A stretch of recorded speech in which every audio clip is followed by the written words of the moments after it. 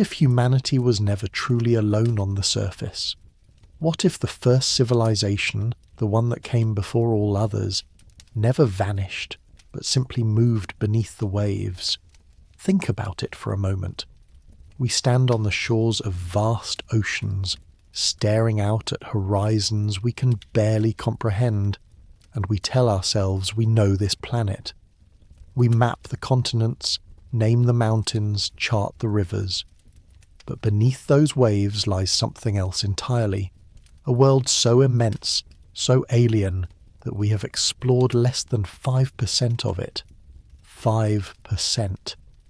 The rest remains hidden in darkness, pressed under miles of water, silent and untouched.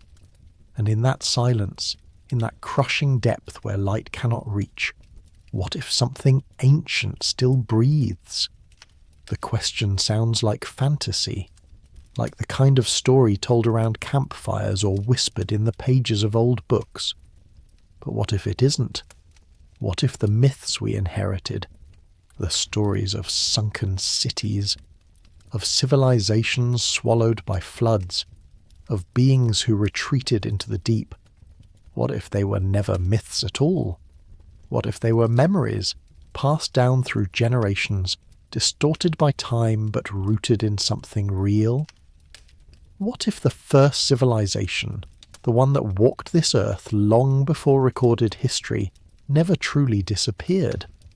What if they simply descended, choosing the ocean over the land, and have been watching us ever since? This is not a story with easy answers. It is a journey into the unknown, a slow descent through layers of myth and science, rumour and evidence, wonder and fear. It begins with the oldest tales humanity ever told, and it ends in the deepest trenches of the ocean, where pressure crushes steel and darkness swallows everything. Somewhere between those two places, between the ancient past and the unexplored present, lies a possibility that refuses to fade. The possibility that we are not the first, that we are not alone, and that the true masters of this world have been hiding beneath the surface all along. The stories are everywhere, scattered across every culture, every continent, every corner of the ancient world. They speak of floods that drown the earth, of cities that sank beneath the waves, of civilizations so advanced they seemed almost divine, until the waters rose and swallowed them whole. These are not isolated tales. They are echoes, reverberating through time, appearing again and again in languages and lands that should have had no contact with one another. And yet the stories align. They speak of the same catastrophe, the same loss, the same descent into the deep. The most famous, of course, is Atlantis. Plato wrote of it in his dialogues, describing an island nation beyond the Pillars of Hercules, a place of unimaginable wealth and power, ruled by kings descended from the sea god Poseidon himself. Atlantis was a marvel, he said, a civilization that had mastered engineering, architecture and warfare. Its capital was a wonder of concentric rings, canals, flowing with seawater, temples gleaming with gold and silver. But the Atlanteans grew arrogant. They waged war on their neighbours, seeking to dominate the known world, and for their hubris, the gods punished them. In a single day and night, Plato wrote, Atlantis was consumed by earthquakes and floods, sinking into the ocean and vanishing forever. For centuries, scholars dismissed Atlantis as allegory, a cautionary tale about pride and downfall. But what if Plato was recording something real? What if he had access to older sources now lost that spoke of an actual civilization destroyed by rising seas? The timeline he gave, 9,000 years before his own time, would place Atlantis at the end of the last ice age, a period when global sea levels rose dramatically as glaciers melted. Coastlines shifted, islands disappeared, entire regions were submerged. If a civilization had existed along those ancient shores, it would have been erased, drowned beneath hundreds of feet of water. And if survivors fled, carrying their stories with them, those stories would have spread across the world, mutating into legend. But Atlantis is not alone. In the Pacific, the myths speak of Lemuria, sometimes called Mu, a vast continent that once stretched across the ocean, home to an advanced people who understood the secrets of the earth. According to these legends, Lemuria sank beneath the waves in a cataclysm, leaving only scattered islands behind. This story appears in Tamil literature, in Polynesian oral traditions, in the cosmologies of mystics and occultists who claim to have accessed ancient knowledge. Mainstream science rejects Lemuria as pseudo-history, pointing out that no geological evidence supports a sunken Pacific continent. But the stories persist. They refuse to die. And they raise a question. If Lemuria never existed, why do so many cultures remember it? In Mesopotamia, the Sumerians spoke of the Abzu, the primordial ocean beneath the earth, home to Enki, the god of wisdom and water. The Abzu was not merely a mythological concept. It was described as a real place, a subterranean realm where fresh water flowed and where the secrets of creation were kept. Enki was said to dwell there, shaping humanity, teaching them the arts of civilization. But the Abzu was also dangerous, a place of chaos and power, guarded and hidden from mortal eyes. Could the Abzu have been a memory of something real? A place where an older civilization once thrived, deep beneath the surface, in caverns filled with water? The Maori of New Zealand tell of a sunken homeland, a place their ancestors fled when the seas rose. The Aboriginal Australians speak of coastal lands now drowned, where their people once lived before the waters came. In India, the legend of Dwarka persists, a golden city built by the god Krishna, said to have sunk into the Arabian Sea after his death. For years this was dismissed as pure mythology, but then, in the 1980s, marine archaeologists discovered submerged structures off the coast of Gujarat, stone walls, geometric patterns, artifacts dating back thousands of years. The discovery was controversial, debated, questioned, but it was there. Something had been built, and something had sunk. These stories are not random. They are not coincidences. They are fragments of a shared memory, a collective trauma that humanity has never fully processed. The flood myths appear in the Bible, in the Epic of Gilgamesh, in Greek, Norse, Chinese and Mesoamerican traditions. They all describe the same event, a world-ending deluge, a rising of the waters, a loss so profound that it reshaped civilization itself. And in nearly every version, there is a detail that stands out, a detail that suggests something more than natural disaster. The floods are often described as punishment, as divine retribution. But what if they were not punishment at all? What if they were escape? What if the first civilization, seeing the waters rise, chose not to flee to higher ground, but to descend with the ocean, adapting to a new world beneath the waves? It sounds impossible. But evolution has shown us that life adapts in ways we cannot predict. Species that once walked on land return to the sea. Whales, dolphins, seals. They transformed, their bodies reshaping over millennia to thrive in an aquatic environment. If animals could make that transition, why not humans? Why not an entire civilization, armed with knowledge and technology we can barely imagine?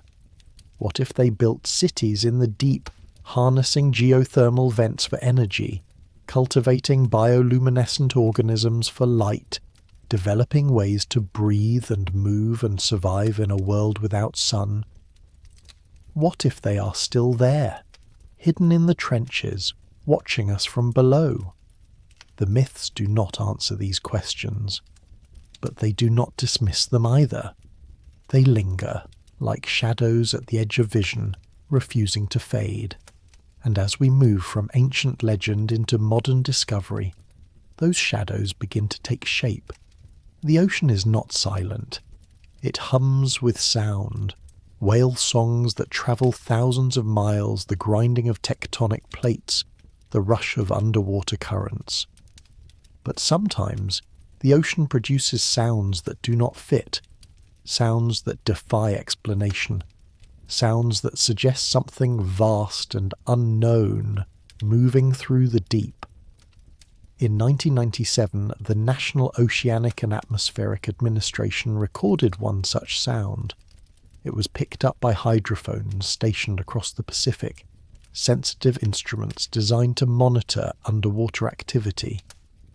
The sound was unlike anything they had heard before, a low-frequency rumble that rose and fell, travelling across the ocean with immense power. It was loud enough to be detected over 3,000 miles away. Scientists analysed it, compared it to known sources. It did not match any whale, any submarine, any geological event. They called it the bloop, and to this day, no one knows what made it. The official explanation, offered years later, suggested it might have been an ice quake, a massive iceberg fracturing and carving into the sea. But the sound did not quite match that either. It had a pattern, a rhythm, almost organic in nature. Some researchers noted that if you sped up recordings of whale songs, they sounded mechanical. If you slowed down the bloop, it sounded biological, it sounded alive. And if something that large, that powerful, was moving through the ocean, what was it? Where did it come from? And why have we never seen it? The bloop is not alone. Over the decades, hydrophones have captured dozens of unexplained sounds: upsweep, whistle, Julia, slow down. Each one strange, each one defying easy categorization. Some repeat, some appear once and vanish. Some seem to come from the deepest parts of the ocean, places where no known creature should exist. Scientists offer theories: underwater volcanoes, shifting ice, unknown species. But the theories never quite fit. The sounds remain mysteries, echoes from a world we cannot see. And then there are the structures. In 1986, a diva named Kihachiro Aratake was exploring the waters off Yonaguni, a small island at the southern tip of Japan. He was searching for hammerhead sharks when he found something else: massive stone formations rising from the seabed, carved with sharp angles and flat surfaces, terraces, steps, platforms. The structures stretched over several hundred feet, arranged in ways that seemed deliberate, almost architectural. Aratake surfaced and reported his discovery. Soon, researchers descended to investigate. What they found sparked decades of debate. The Yonaguni monument, as it came to be known, looked like the ruins of an ancient city. There were walls, pillars, what appeared to be roads and staircases. Some sections had markings that resembled carvings, symbols etched into the stone. Geologist Masaki Kimura studied the site extensively, arguing that it was man-made, constructed by an unknown civilization thousands of years ago before rising sea levels submerged it. He pointed to the precision of the angles, the symmetry of the formations, the presence of what looked like tool marks. But other scientists disagreed. They argued that the formations were natural, the result of erosion and tectonic activity. Sandstone, they said, fractures along straight lines. Water and time can create shapes that look artificial. The debate continues, unresolved. Mainstream archaeology leans toward natural origin, but the questions remain. If it is natural, why does it look so much like architecture? And if it is man-made, who built it? When? And what happened to them? Yonaguni is not the only site. Off the coast of India, near the city of Mahabalipuram, divers have discovered submerged ruins, stone structures, walls, what appear to be the remains of temples. Local legends speak of 7 pagodas that once stood along the shore, 6 of which were swallowed by the sea. For centuries this was considered myth. But the ruins are there, lying beneath the waves, silent and ancient. In the Mediterranean, entire cities have been found underwater. Pavlopetri in Greece, Heraklion in Egypt. These were real places, thriving settlements that sank due to earthquakes or rising seas. If we know these cities existed and were lost, how many others remain undiscovered? The ocean floor is not flat. It is a landscape of mountains and valleys, ridges and trenches, vast plains and towering seamounts. In some places, sonar has detected anomalies, geometric shapes, straight lines, formations that do not match natural geology. In the Baltic Sea, divers exploring a sonar anomaly found what looked like a massive disk, partially buried in sediment, with features that resembled ramps and edges. They called it the Baltic Sea Anomaly. Some suggested it was a sunken ship, others a glacial deposit. But the shape was strange, too regular, too deliberate, and when divers approached it, some reported that their electronic equipment malfunctioned, compasses spinning wildly, cameras failing. The phenomenon was never fully explained. Then there are the reports, whispers from naval personnel, fishermen, deep-sea explorers, of objects moving underwater at impossible speeds. Unidentified submerged objects, or USOs, tracked on sonar, appearing and disappearing without explanation. In 1968, a Soviet submarine reportedly encountered something in the Pacific, a massive object moving faster than any known vessel, diving to depths no human craft could reach. The crew tracked it for hours before it vanished. Similar reports have surfaced from the US Navy, from commercial shipping vessels, from research teams.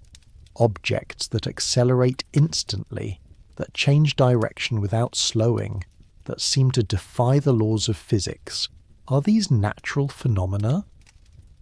Tricks of sonar, misidentified marine life, glitches in equipment? Perhaps. But the reports keep coming, and they raise a question that refuses to go away. If something is moving through the deep, something fast and intelligent and hidden, what is it? And why does it avoid us? The ocean is vast. It covers more than 70% of the planet's surface. Its average depth is over 12,000 feet. The deepest point, the Mariana Trench, plunges nearly 7 miles down, a place of crushing pressure and absolute darkness. We have sent more people to the moon than to the bottom of that trench. We have mapped the surface of Mars in greater detail than we have mapped our own ocean floor. And in that unmapped darkness, in those unexplored depths, anything could exist. Entire ecosystems thrive around hydrothermal vents, sustained by chemicals rather than sunlight. Creatures live there that seem alien. Giant tube worms, eyeless shrimp, bioluminescent fish. Life finds a way, even in the most hostile environments.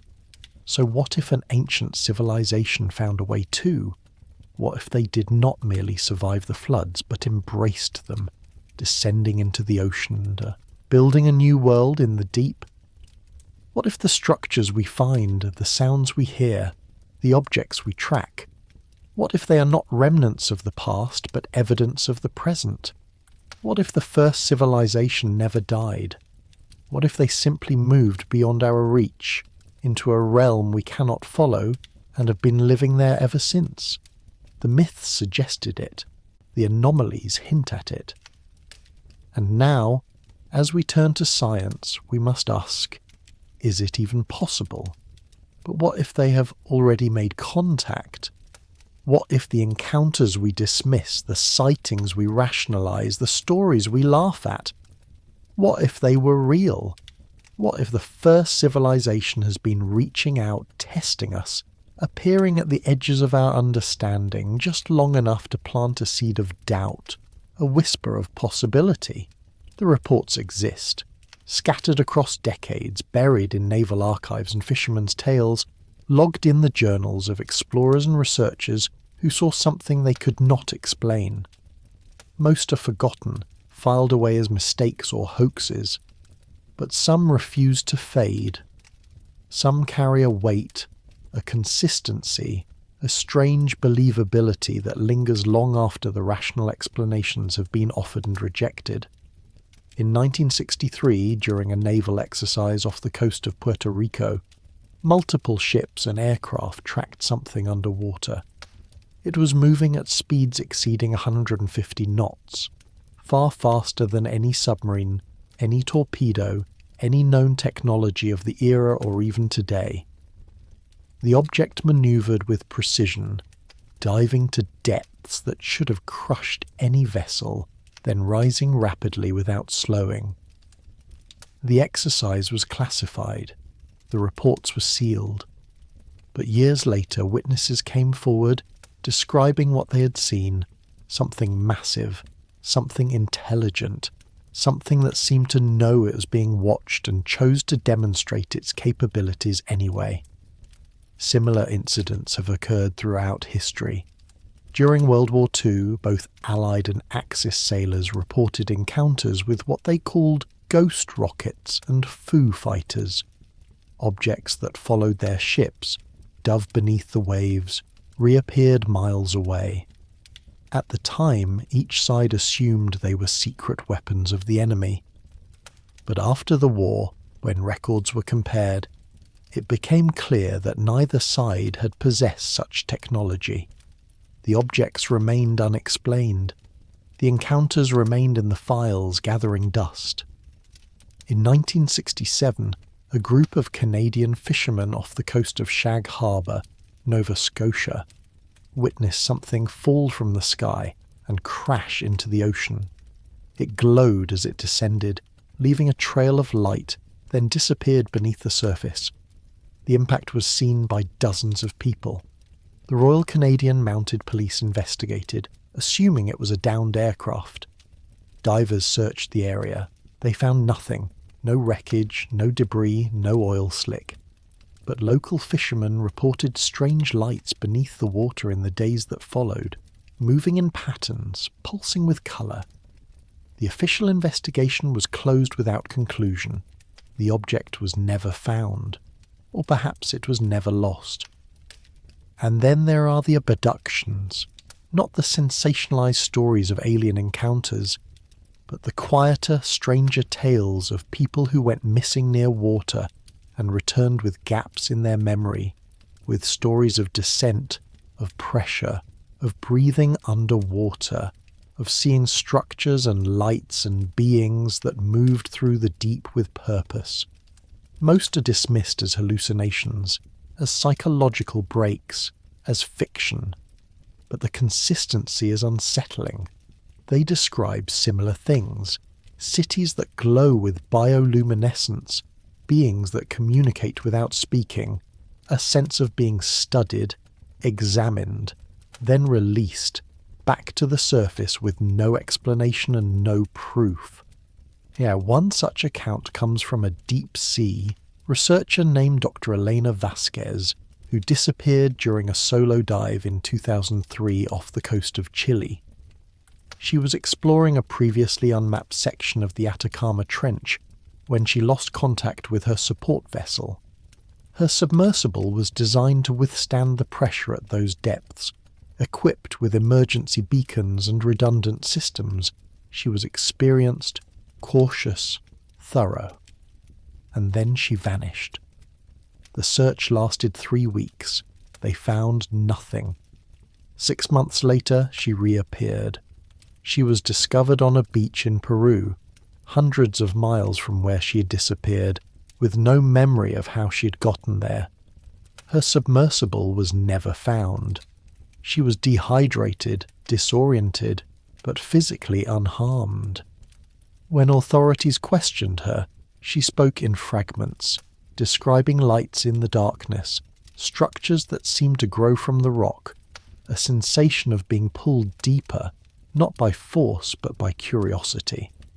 She remembered breathing, though she knew that was impossible. She remembered voices, though she heard no sound. She remembered hands, or things like hands, guiding her through passages, showing her things she could not comprehend.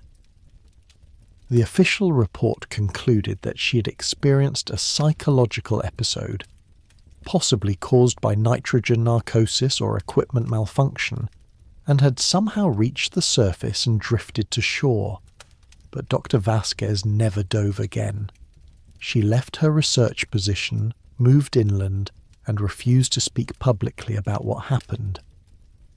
In a private letter to a colleague, later leaked online, she wrote, "They wanted me to see. They wanted me to know they exist. But they also wanted me to understand that I am not ready. That we are not ready to know more.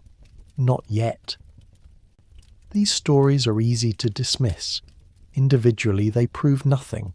Collectively they suggest a pattern, not of misidentification or hoax, but of something deliberate, something measured, something that appears just often enough to be noticed but never often enough to be confirmed. As if the first civilization is testing the waters, so to speak, gauging our readiness, our reaction, our ability to accept what we cannot explain. And perhaps they have been doing this for a long time. Perhaps the myths of sea gods and mermaids, of sirens and selkies, were not fantasies but encounters. Perhaps the ancient sailors who reported seeing figures in the waves, beings that watched from the depths, were not hallucinating but witnessing. Perhaps every culture that revered the ocean, that offered sacrifices to the sea, that spoke of beings who lived below, perhaps they were responding to something real. Not gods, but people. People who had become something else, something adapted to a world we cannot enter, but who still remembered the surface and occasionally carefully made themselves known. The implications are staggering. If the first civilization still exists beneath the ocean, it changes everything. It rewrites human history, challenges our understanding of evolution, upends our assumptions about intelligence and survival. But more than that, it forces us to confront uncomfortable truths about ourselves, about our place in the world, about what it means to be human. First, it means we are not alone. We have searched the stars for signs of intelligent life, building telescopes and sending signals into the void, hoping for a response from distant worlds. But what if the intelligence we seek has been here all along, living in a realm we have barely explored, watching us from below? What if we have been so focused on looking up that we forgot to look down? The psychological impact would be immense. Humanity has built its identity on the belief that we are the pinnacle of evolution on this planet, the most advanced species, the inheritors of the earth. We tell ourselves that we conquered nature, that we rose above the animals, that we alone possess consciousness and culture and technology. But if another civilization exists, one older, possibly wiser, certainly more adapted to their environment, it shatters that narrative. It humbles us. It forces us to see ourselves not as masters, but as one species among many. Not as the culmination of the evolution, but as a single branch on a much larger tree. Second, it raises questions about contact. If they exist, why have they not revealed themselves? Why do they remain hidden, appearing only in glimpses and whispers? The answer might be simple. They do not trust us. And why would they? Look at what we have done to the ocean. We have treated it as a dumping ground, filling it with plastic and chemicals, draining it of life through overfishing, destroying coral reefs and coastlines, pumping oil from the seabed and spilling it into the water. We've taken from the ocean without giving back, exploited it without understanding it, polluted it without remorse. If an ancient civilization lives beneath the waves, they have witnessed all of this. They have seen humanity's capacity for destruction, our disregard for the environment, our inability to live in balance with the world around us. They have watched us wage wars, develop weapons capable of annihilating entire populations, poison the very air and water we need to survive, and they have made a choice to stay hidden. Not because they fear us. They have survived for thousands of years in the most extreme environment on Earth, but because they have learned that revealing themselves would accomplish nothing. We are not ready. We would exploit them, weaponize them, turn them into enemies or commodities. We would do to them what we've done to everything else. Or perhaps the reason is even simpler. They do not care. They have moved beyond the concerns of the surface world, built a society that functions without us, evolved past the need for contact or conflict. The ocean is vast enough for both civilizations to exist without interfering with each other. They have their realm, we have ours. They have chosen isolation, not out of fear or distrust, but out of indifference, content in their hidden cities, uninterested in the struggles of a species that chose a different path. But there is another possibility, one that is both hopeful and terrifying. They are waiting for us to mature, to evolve, to reach a point where contact would be meaningful rather than catastrophic, waiting for us to stop destroying the planet and start understanding it, waiting for us to develop the technology and wisdom necessary to enter their world without collapsing under the pressure, literal and metaphorical. And if that is true, it means that everything we do, every choice we make regarding the ocean, regarding the environment, regarding our future is being observed. It means we are being judged, and the verdict will determine whether the first civilization ever reveals itself or whether it remains hidden forever, watching as we repeat the mistakes that may have driven them beneath the waves in the first place. There is also the question of what we would do if contact were made. If tomorrow a delegation from the deep emerged, surfacing in full view of the world, announcing their existence and offering proof, what would happen? How would humanity react? The optimists believe it would unite us, that the revelation of another intelligent civilization would force humanity to set aside its differences, to recognize that we are all part of the same species, the same planet, the same story. That we would work together to establish communication, to learn from them, to build a new relationship based on mutual respect and curiosity. That it would be the beginning of a new era, a merging of two worlds, a partnership that could solve the problems neither civilization could solve alone. The pessimists see something darker. They believe it would trigger panic, fear, conflict, that governments would scramble to control the narrative, to weaponize the discovery, to exploit the technology and knowledge of the underwater civilization for military advantage. That religious institutions would struggle to reconcile the existence of another intelligent species with their doctrines. That conspiracy theorists would claim the underwater civilization had been secretly controlling world events all along. That nations would compete to make contact first, to claim exclusive rights, to turn discovery into dominance. That humanity would do what it has always done, react with suspicion, aggression, and self-interest. The realists suspect it would be somewhere in between. Some would embrace the revelation. Others would reject it. Some would see opportunity. Others would see threat. The world would fracture along familiar lines. Those who seek to understand and those who seek to control. Those who welcome the unknown and those who fear it. There would be debates, protests, international summits, treaties proposed and ignored. Scientists would demand access for research. Militaries would prepare for conflict just in case. Corporations would calculate profit margins, and through it all the first civilization would watch, observing our response, deciding whether they made the right choice in revealing themselves or whether they should have remained hidden after all. But perhaps the most profound impact would not be political or economic or scientific. It would be philosophical.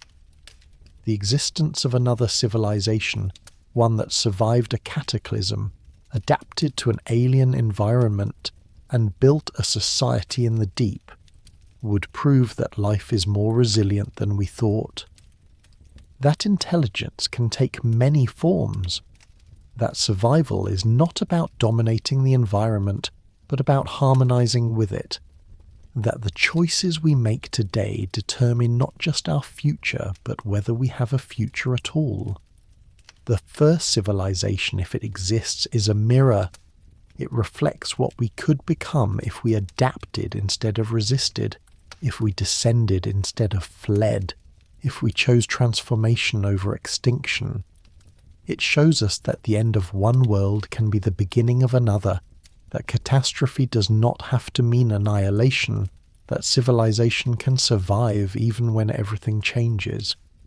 But it also shows us the cost: isolation, separation from the light, a life lived in the cold and the dark, forever cut off from the sun and the stars and the warmth of the surface. Is that a price worth paying? Would we make the same choice if faced with the same circumstances, or would we fight to the last, clinging to the world we know, refusing to adapt, believing that somehow we can bend the planet to our will, rather than bending ourselves to fit the planet?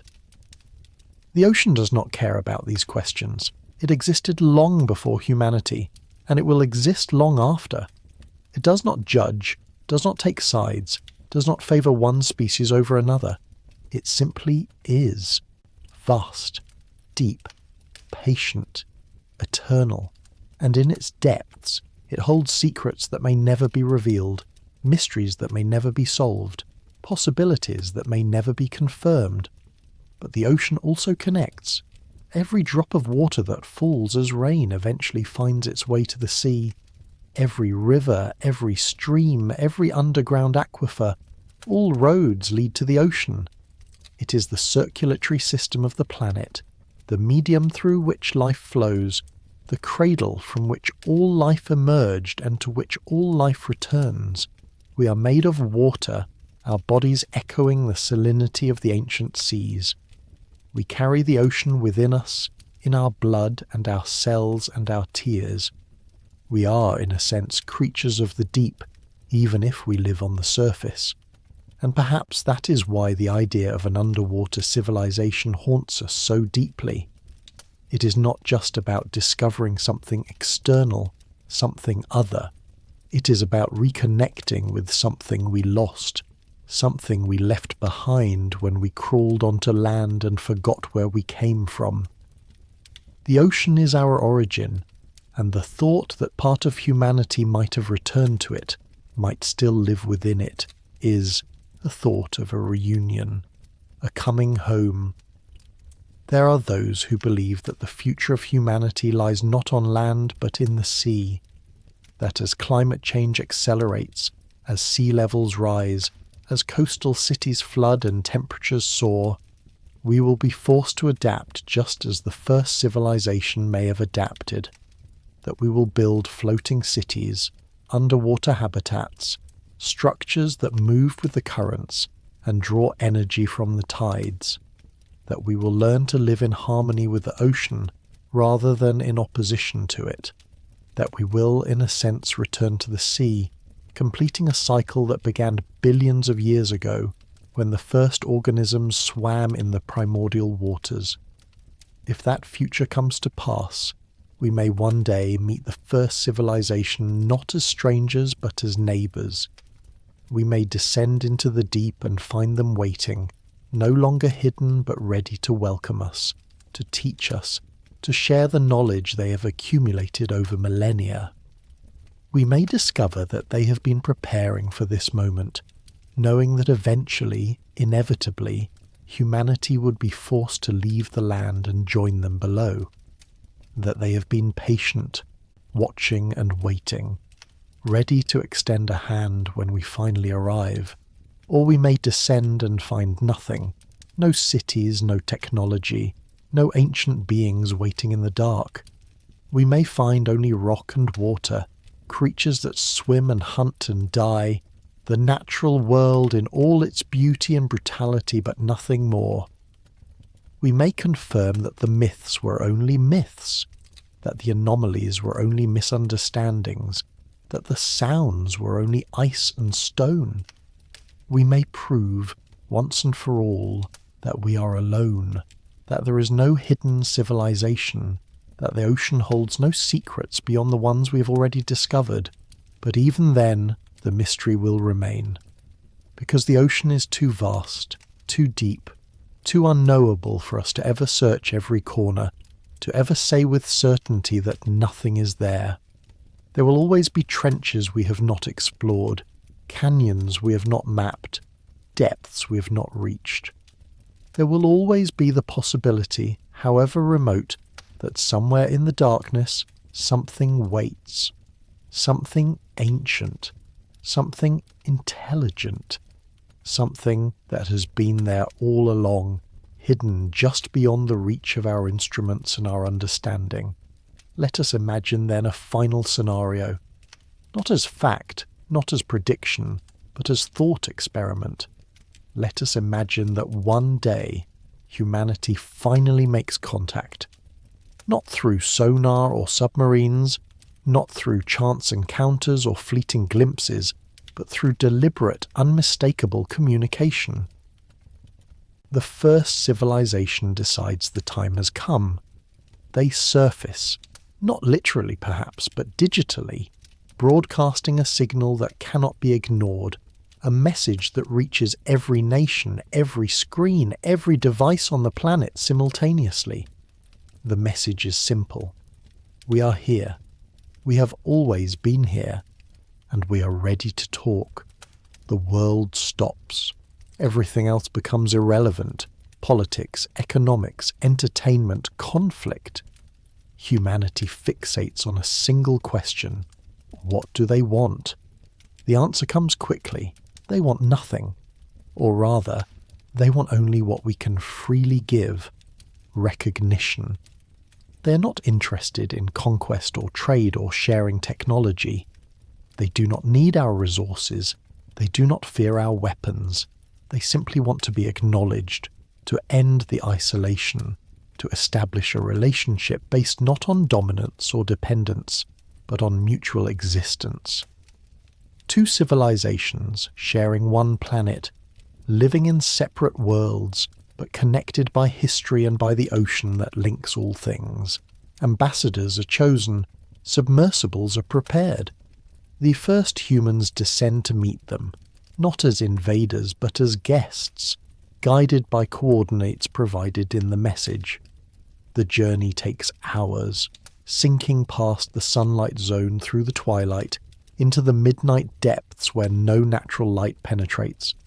And then, in the distance, a glow appears, not harsh, not artificial, but soft and organic, pulsing with life. The city is nothing like what we imagined. It is not built of metal or concrete, but of living material, coral-like structures that breathe and grow, pathways that shift and flow with the currents. Bioluminescent organisms line the streets, casting gentle light in shades of blue and green and violet. Beings move through the water, humanoid in shape but adapted, their bodies streamlined, their skin reflecting light in patterns that shift with meaning. They communicate not with words but with colour and movement, a language more akin to music than speech. And they welcome us, not with fanfare or ceremony, but with quiet acceptance, as if they have been expecting this moment for a very long time.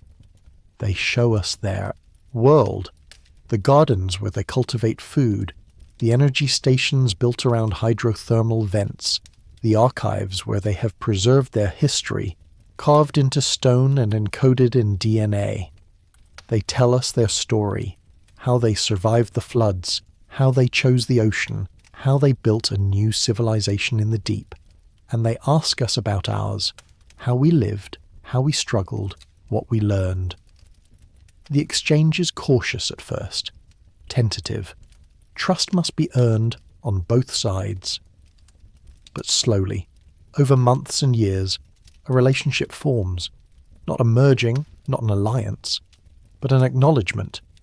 Two ways of living, two responses to the same planet, coexisting. We do not become them. They do not become us. But we learn from each other. They teach us about sustainability, about living within limits, about adapting to the environment rather than forcing the environment to adapt. We share our art, our music, our stories, the things that define us beyond survival.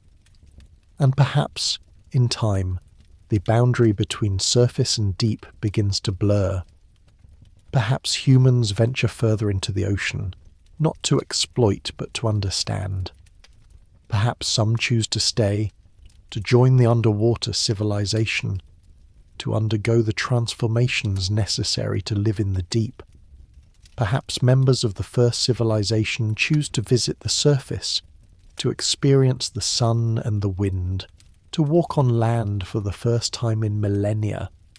Perhaps children are born who belong to both worlds, equally comfortable in air and water bridging the divide.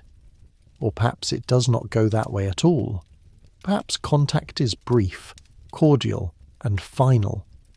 Perhaps the first civilization shares what they are willing to share, listens to what we have to say, and then retreats back into the deep, closing the door behind them.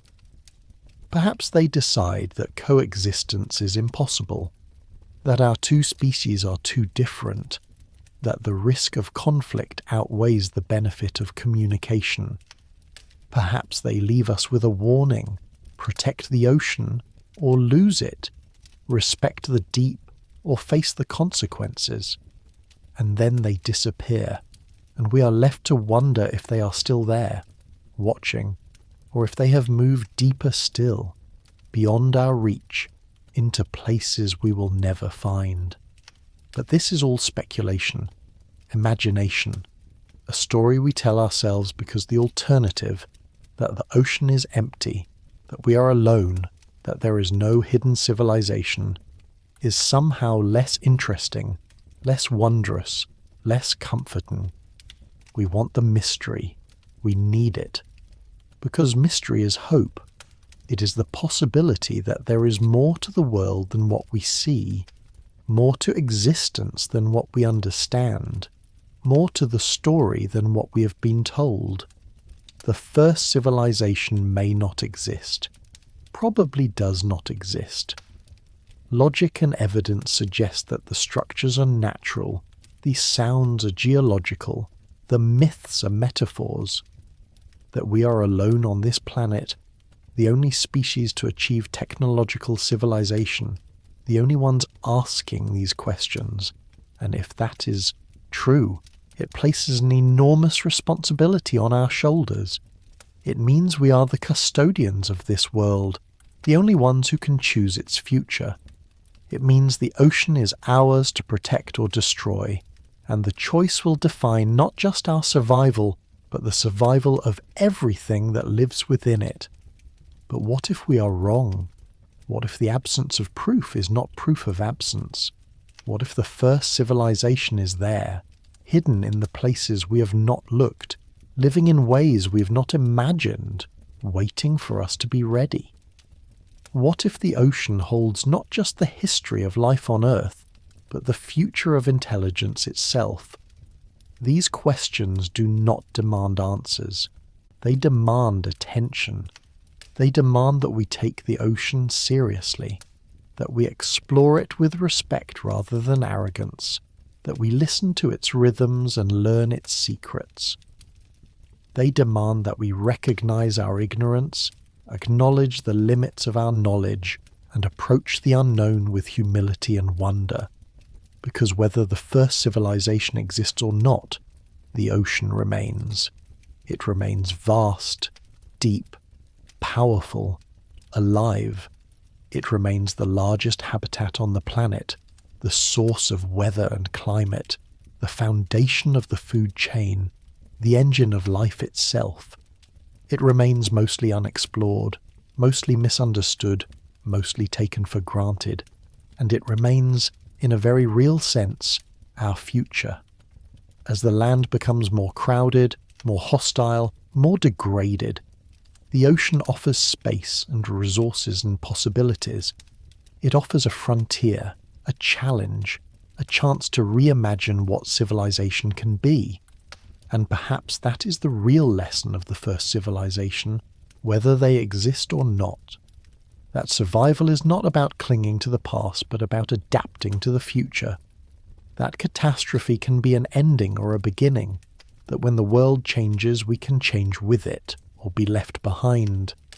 That the difference between extinction and evolution is the willingness to descend into the unknown, to embrace transformation, to let go of what we were and become what we must be. The ocean teaches this lesson every day. It is a place of constant change, where creatures evolve in the darkness, where ecosystems thrive in the most extreme conditions, where life persists against all odds. It is a place of death and birth, destruction and creation, endings and beginnings. It is a place where the past is buried and the future is born, and it is a place perhaps where another version of humanity learned these lessons long ago and chose a different path, a path that led not to the stars but to the depths, not to conquest but to harmony, not to extinction but to survival. We may never know if they are there, but we can choose to live as if they are. We can choose to treat the ocean with the respect it deserves, to protect it rather than exploit it, to explore it with wonder rather than greed. We can choose to see the deep not as an empty void, but as a living world, full of mystery and possibility, deserving of care and attention. We can choose to believe that we're not alone, that something ancient and wise might be watching, judging, waiting to see what we will do. And maybe, just maybe, if we make the right choices, if we prove ourselves worthy, the ocean will reveal its secrets. The first civilization will emerge from the deep, not to conquer but to connect, not to judge but to welcome. And we will finally understand that the Earth has always been a planet of two worlds, the surface and the deep, the land and the sea, the known and the unknown, and that we belong to both.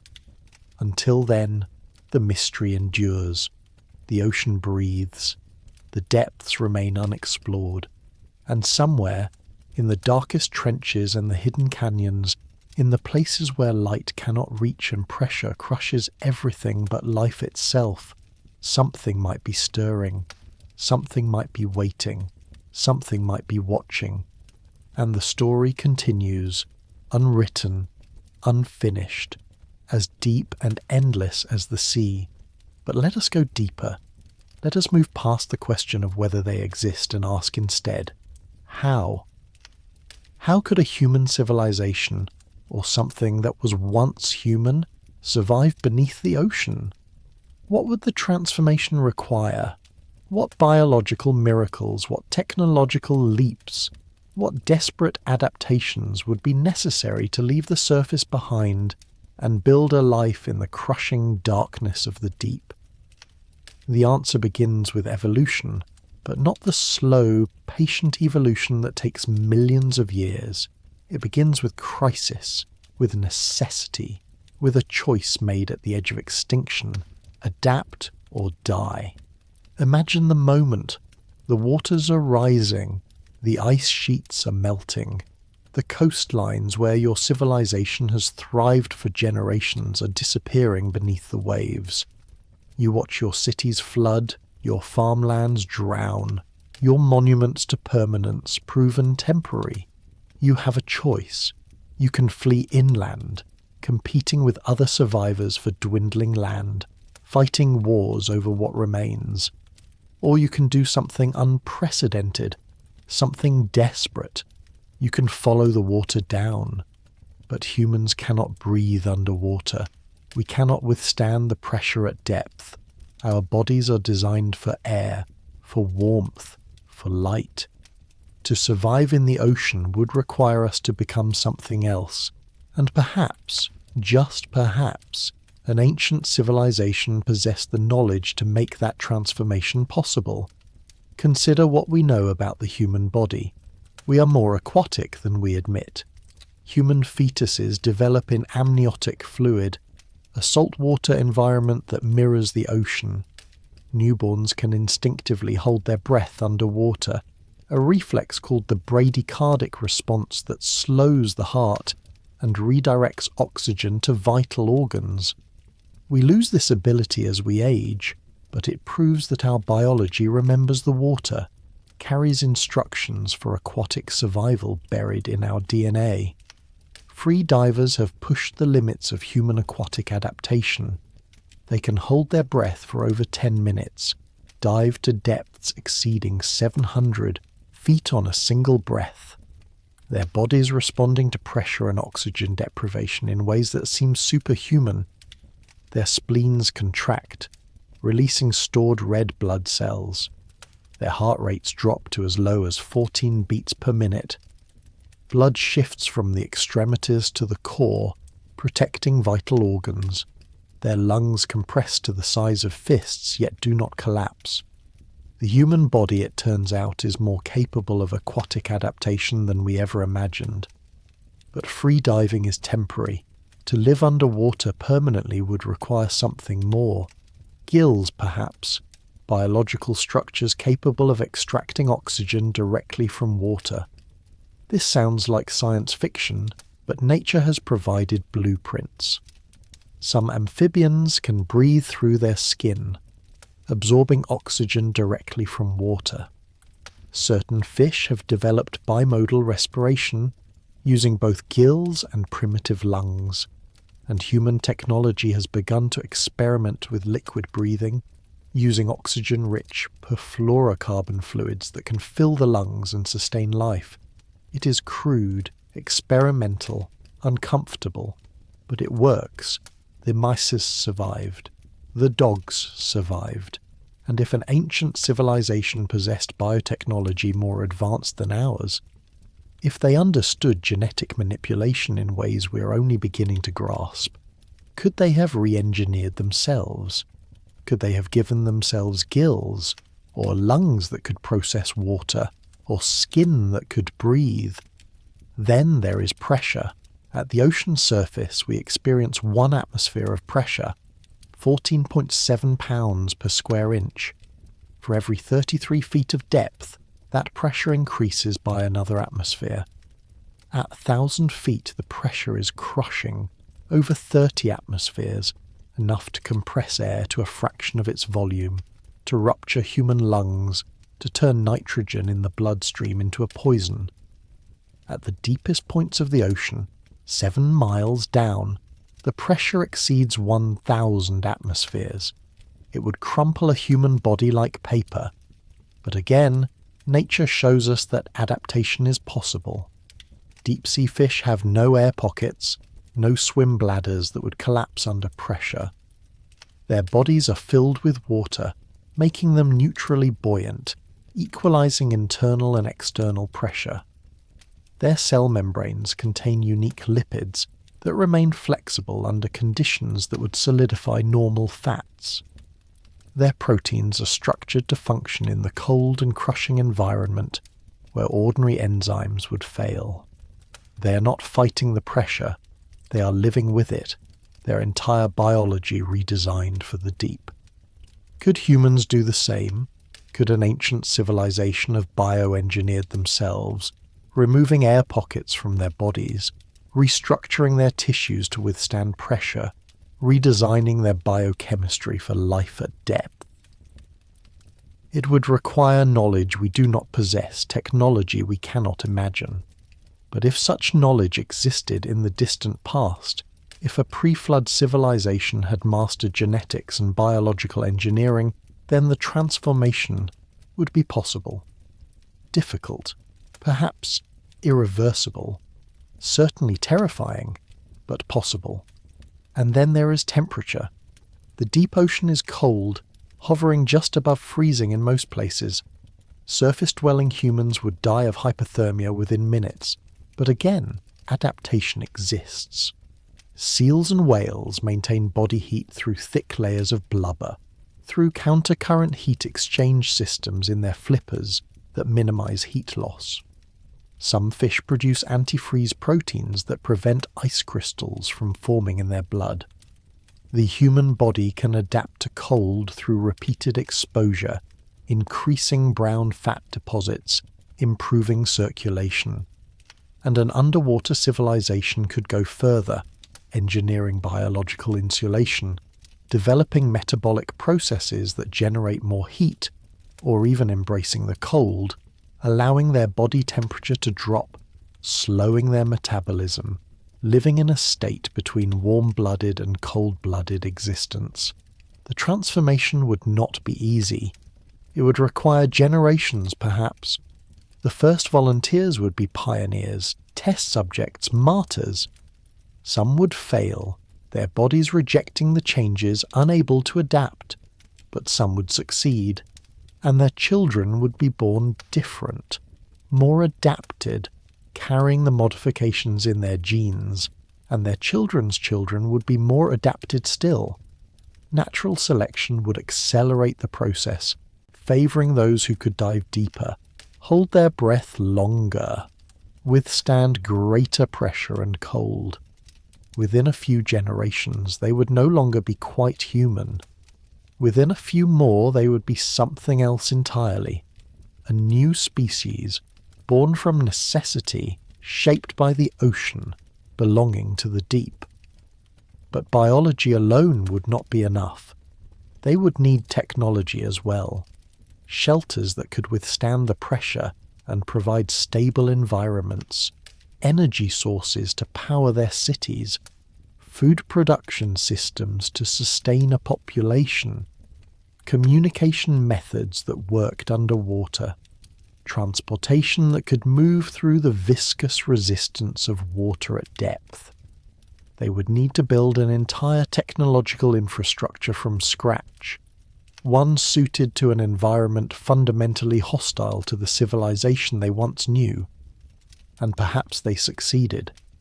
Perhaps the ruins we find, Yonaguni, the structures off India, the anomalies detected by sonar, are not from surface civilizations that sank, but from the first attempts at underwater construction. Practice runs, prototypes, the early experiments of a civilization learning to build in a new world, and perhaps deeper down, in the places we have never explored, the real cities exist, the successful ones, the ones that have lasted for millennia, hidden and thriving beyond our reach. If such a civilization exists, they would not be alone in the deep. The ocean is full of intelligent life, creatures with complex behaviors, sophisticated communication, problem-solving abilities that rival our own. And if an underwater civilization has been living in the ocean for thousands of years, they would have encountered these creatures, learned from them, perhaps even formed relationships with them. Consider the cetaceans, whales and dolphins. These are not simple animals. They possess large, complex brains, some even larger than human brains when adjusted for body size.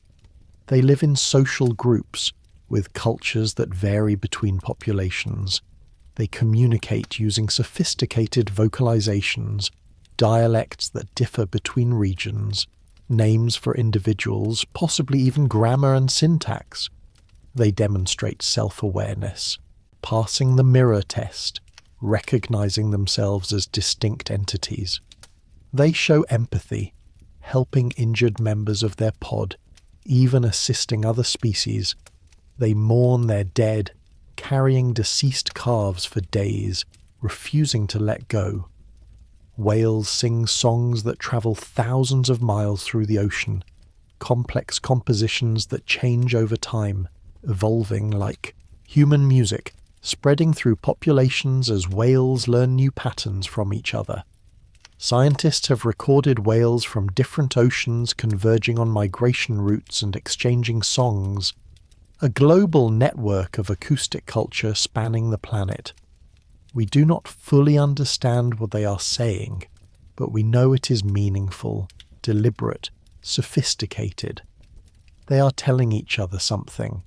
The question is, what? And more importantly, could they be talking to someone else? Could an underwater civilization have learned the language of whales, communicated with them, formed an alliance or understanding? Whales migrate across vast distances, travelling routes that span entire oceans. They dive to great depths, exploring regions humans have never reached. They would make ideal scouts, messengers, intermediaries between a hidden civilization and the surface world. And there are stories, ancient and modern, of whales behaving strangely, of dolphins guiding lost sailors to shore, of orcas protecting humans from sharks, of cetaceans approaching humans with what seems like curiosity, intelligence, intention. In 2012, a humpback whale was found entangled in fishing nets off the coast of California, drowning under the weight of hundreds of pounds of line and gear. A team of divers went down to free it, cutting through the nets with knives, working carefully to avoid the whale's powerful tail. It was dangerous work. The whale could have killed them with a single movement.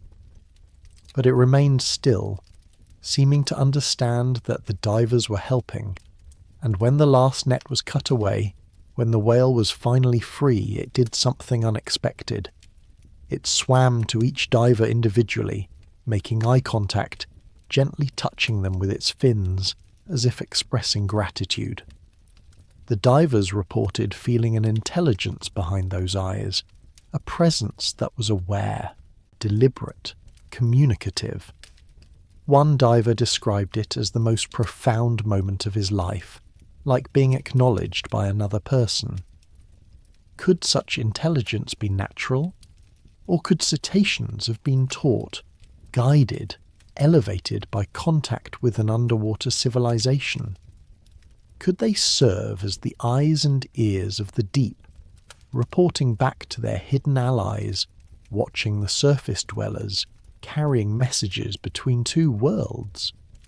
Then there are the cephalopods, octopuses, squid, cuttlefish, creatures so alien in their intelligence that scientists debate whether they are even conscious in the way we understand consciousness. Their nervous systems are decentralized, with 2/3 of their neurons located in their arms, allowing each limb to act semi-independently. An octopus does not think with a single brain, but with 9, 1 central brain and 8 peripheral ones, a distributed intelligence that perceives and processes the world differently than any vertebrate, and they communicate not with sound but with light.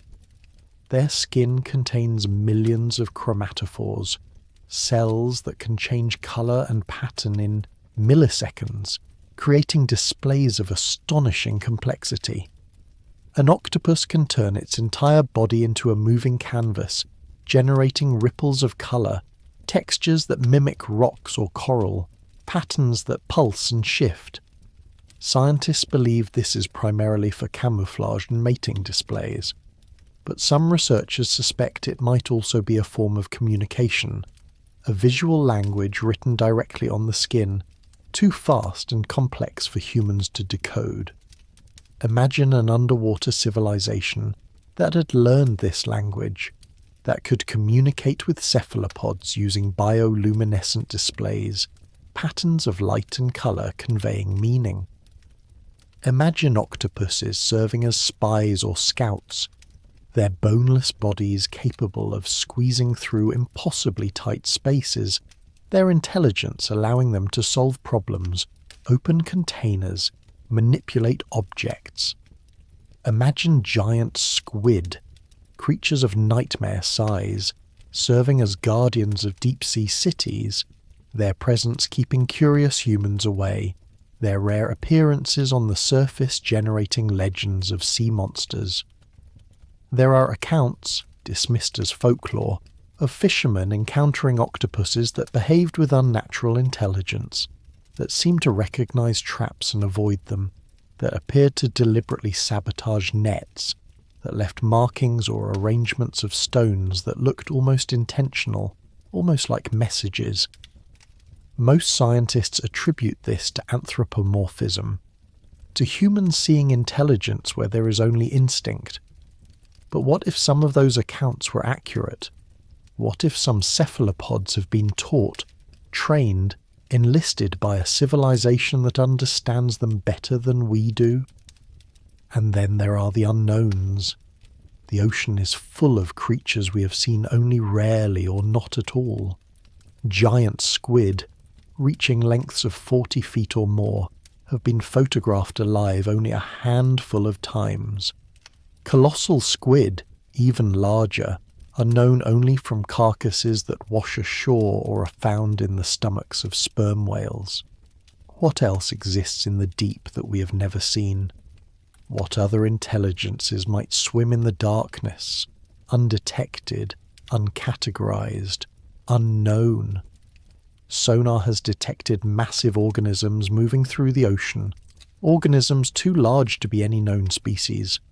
Fishermen tell stories of encounters with creatures that should not exist. Fish with strange proportions, eels of impossible length, things that defied classification. Most are explained away as misidentifications, exaggerations, hoaxes, but not all. Some remain mysteries. Some suggest that the ocean holds biodiversity we cannot imagine, species that live their entire lives in regions we never visit, creatures adapted to environments we have never studied. If an underwater civilization exists, they would know these creatures.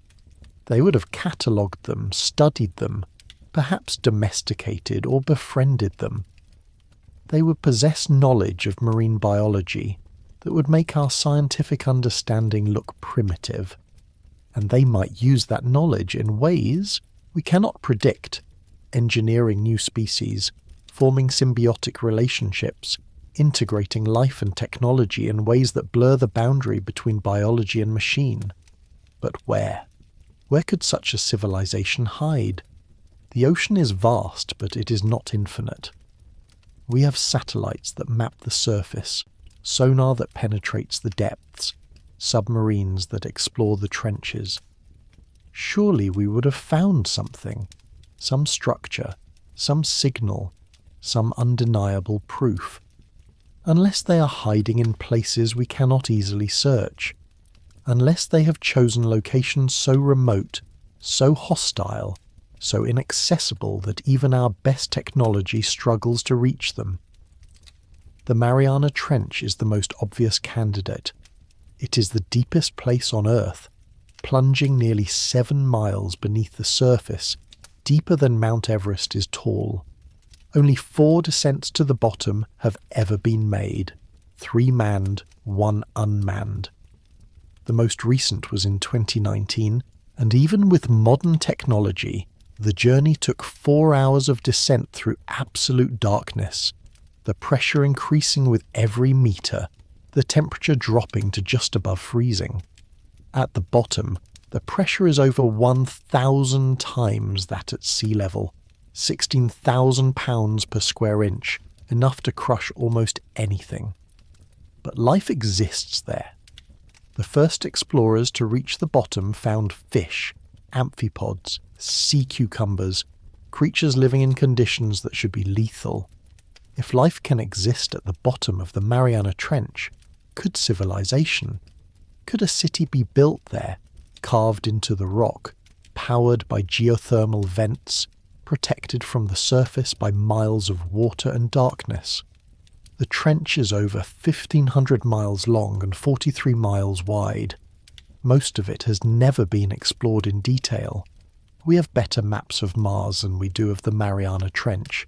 If something were hidden there, we might never find it.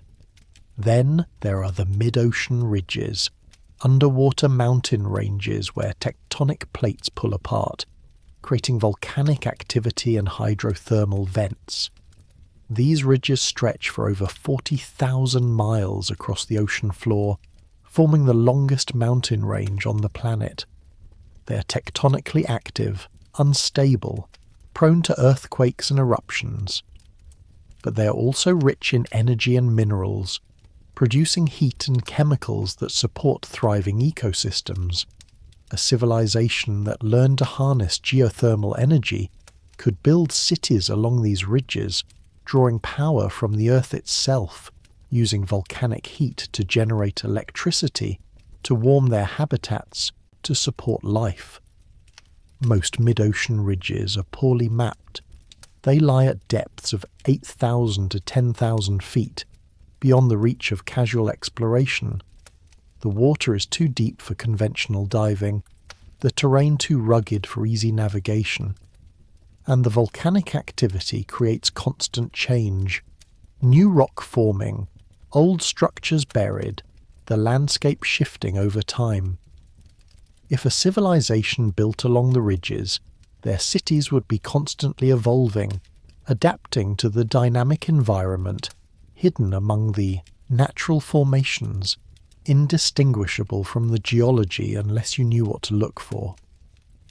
There are also the abyssal plains, vast flat expanses of ocean floor that cover more than half the planet's surface. These are some of the least explored places on Earth, featureless landscapes of sediment and rock lying at depths of 10,000 to 20,000 feet. They are cold, dark and seemingly empty, which is precisely why they're perfect for hiding. No one explores empty plains. No one looks for cities in barren wastelands. But beneath the sediment, hidden under layers of mud and debris accumulated over millennia, structures could exist. Entire civilizations could be buried there, waiting to be discovered, invisible to sonar, protected by the very emptiness that makes them seem uninteresting. And then there are the underwater cave systems.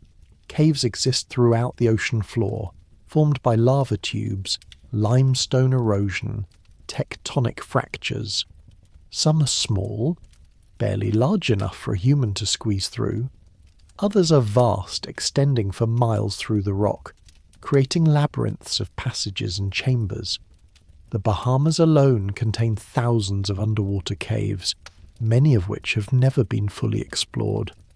Some connect to underground river systems, creating networks that extend beneath islands and even beneath the continental shelf. In Mexico, divers have explored cenotes, sinkholes that connect to massive underground cave systems, some stretching for hundreds of miles. These caves contain fresh water, even far from shore, creating unique environments where fresh and salt water mix. And they contain artifacts, evidence of ancient human activity, bones, pottery, tools, suggesting that people explored these caves thousands of years ago, before rising sea levels flooded them. But the caves extend deeper than any diver has reached, down into darkness where no light penetrates, where the passages narrow and twist, where getting lost means never being found. Could an underwater civilization have made their home in these cave systems? Could they have found or created chambers deep within the rock, protected from the open ocean, insulated from temperature fluctuations, hidden from sonar and detection? Caves would provide natural shelter, stable environments, protection from surface threats, and if the caves connected to geothermal sources or underground aquifers, they could provide energy and fresh water as well. There is also Antarctica. The continent is surrounded by frigid ocean, much of it covered by ice shelves, massive platforms of ice floating on the sea, some hundreds of feet thick. Beneath these ice shelves, in the space between the ice and the ocean floor, exists an environment we have barely begun to explore. It is dark, cold, and hostile, but it is also stable, protected from storms and surface activity, isolated from human observation. In recent years, scientists drilling through the ice have discovered ecosystems beneath the Antarctic ice, shelves, communities of fish, amphipods, and other creatures living in near-freezing water, feeding on nutrients carried by ocean currents. Some of these creatures have been found hundreds of miles from the edge of the ice shelf, living in total darkness, far from any obvious food source. How they survive remains a mystery, but their existence proves that life can thrive in the most unlikely places. Could a civilization exist there, hidden beneath the ice, using the shelf as a roof, drawing heat from volcanic vents beneath the ocean floor? Antarctica has active volcanoes, some beneath the ice, creating pockets of warmth in the frozen continent. And the ice shelf is constantly shifting, carving, breaking apart and reforming. Any structures beneath it would be hidden from satellites, protected from ships, accessible only through the water, in an environment so hostile that few humans would willingly venture there. And finally, there are the seamounts, underwater mountains that rise from the ocean floor but do not break the surface. There are estimated to be over 100,000 seamounts in the world's oceans, most of them unmapped, unexplored, unknown. Some are volcanic, still active, releasing heat and gases. Others are ancient, extinct, covered in corals and sediment. They create unique environments, disrupting ocean currents, generating upwelling that brings nutrients to the surface, supporting diverse ecosystems. But seamounts also create natural fortresses. Their slopes are steep, their peaks sometimes thousands of feet below the surface, surrounded by deep water. A city built on or within a seamount would be difficult to detect, protected by depth and geography, blending with the natural structure. And if the seamount were volcanic, it could provide energy and heat, making it an ideal location for a hidden civilization. The locations exist. The biological adaptations are possible. The technology is conceivable. But none of this proves that an underwater civilization exists. It only proves that existence is plausible, that the ocean contains spaces vast and hidden, enough to conceal an entire society, that nature provides mechanisms for adaptation and survival, that the question of how has answers, even if the question of whether remains unanswered. But plausibility is not proof, and the skeptic in all of us demands more. We need evidence, not speculation. We need data, not stories. We need something concrete, something undeniable, something that cannot be explained away. And yet, the absence of evidence is not evidence of absence. It is merely evidence of not looking, or not looking hard enough, or not looking in the right places. The ocean covers 71% of the planet. We have explored less than 5% of it in any detail. The remaining 95% is unknown, unmapped, unseen. That is an area larger than all the continents combined. a space vast enough to contain entire worlds, civilizations, ecosystems we cannot imagine. We have sent probes to Mars, rovers to the surface of distant worlds, telescopes into the depths of space. We have mapped the surfaces of moons orbiting Jupiter and Saturn, but we have not mapped the floor of our own ocean. We have not explored our own deep trenches. We have not catalogued the creatures that live there, the structures that exist, the mysteries waiting to be discovered. Why? Because the ocean is hard. It is hostile, dangerous, expensive to explore. Space is easier. The vacuum is predictable. Pressure decreases as you go higher, not increases. There is no corrosion, no currents, no life to interfere with instruments. Space is clean. The ocean is messy. But the ocean is also here. It is part of our planet, part of our history, part of our future. And if there are secrets hidden in the deep, if there is a civilization watching us from below, we will only find them by looking, by descending, by asking the questions that seem crazy, impossible, absurd, by admitting that we do not know what is down there, and that not knowing is both terrifying and thrilling. Because in the end, the ocean is a mirror. It reflects our curiosity and our fear, our ambition and our limits, our desire to understand and our willingness to remain ignorant. We can choose to believe it is empty, that we are alone, that the mysteries are just geology and biology and nothing more. Or we can choose to wonder, to imagine, to accept that the universe is stranger than we think, that our planet holds secrets we have barely begun to uncover, that intelligence might exist in forms and places we never expected. The first civilization may be a myth, but myths persist for a reason. They point to truths we sense but cannot prove, to possibilities we feel but cannot confirm, to stories that resonate because some part of us knows, or wants to believe, that they might be real. And so the ocean waits, deep and dark and patient, full of wonders and terrors, mysteries and revelations known and unknown. And somewhere in those depths, in the places we have never been, in the trenches and caves and mountains beneath the waves, something might be waiting, something ancient, something watching, something that remembers when we were one people, one civilization, before the flood divided us, before the waters rose, before half of humanity descended into the deep and disappeared from history. Or perhaps nothing is there. Perhaps the ocean is exactly what it seems, a wilderness of water and life, beautiful and brutal, but empty of intelligence beyond what nature has already given it. Perhaps we're alone, the only civilization on this planet, the only ones asking these questions, the only ones wondering what lies beneath. But we will not know until we look, and looking, truly looking, deeply looking, humbly looking, might be the most important thing we ever do.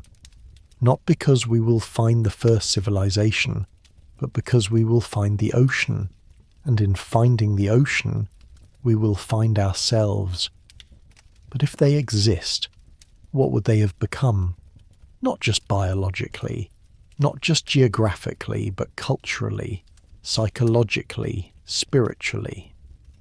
How would living in the deep for thousands of years change not just their bodies, but their minds, their values, their understanding of existence itself? The environment shapes consciousness. This is not metaphor, but fact, demonstrated across every culture that has ever existed. Desert peoples develop different worldviews than forest peoples.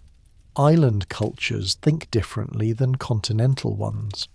The landscape seeps into language, into art, into the fundamental structure of thought, and the ocean, vast, dark, three-dimensional, timeless, would shape consciousness in ways we can barely comprehend.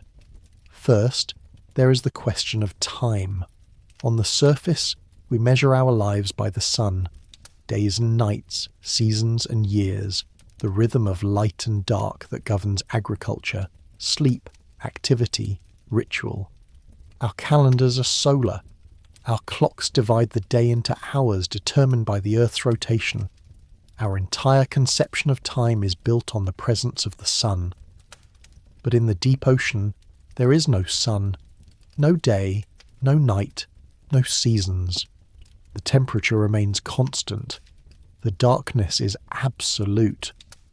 The only rhythms are those of the tides, subtle shifts in current and pressure that mark the moon's passage overhead, but nothing like the dramatic transition from day to night. Time in the deep becomes something else. Not cyclical, but flowing. Not measured, but felt. Not divided into discrete units, but experienced as a continuous present. An underwater civilization would have no need for clocks as we understand them. No alarm clocks to wake them. No schedules tied to sunrise or sunset. No division of activity between day work and night rest. They would live in perpetual twilight, their circadian rhythms either abandoned or fundamentally altered. They might sleep when tired, work when inspired, gather when moved to do so, following internal rhythms divorced from the sun's tyranny. And without the sun to mark the passage of years, without seasons to structure agricultural cycles, how would they measure age? How would they mark birthdays, commemorate anniversaries, remember the dead? Perhaps they would not. Perhaps their conception of personal identity would be less fixed, more fluid, less tied to the accumulation of years and more to the accumulation of experience. Perhaps they would measure life not in time but in depth. How far you have descended, what pressures you have survived, what darkness you have explored. The absence of the sun would reshape their art as well. On the surface, human art has always been obsessed with light. Paintings that capture the play of sunlight on water, on skin, on landscapes. Sculpture that exists to be seen, to catch light and cast shadow. Architecture designed around windows, around the entry of natural light. But in the deep, visual art as we know it would be impossible. Or rather, it would take entirely different forms. They would become masters of bioluminescence. Their cities would glow with living light, organisms cultivated and bred for their luminosity, arranged in patterns that shift and pulse with meaning. Buildings that breathe light, pathways that guide through colour gradients, public spaces that dim and brighten with the collective mood of their inhabitants. Their art would not be static but dynamic, not preserved but performed, not viewed but experienced. And their music, what would it sound like? Sound travels differently in water, faster and farther than in air. Whale songs cross entire oceans, clicks and whistles carry for miles. An underwater civilization would have developed instruments and compositions suited to this medium, using frequencies and timbres impossible in air.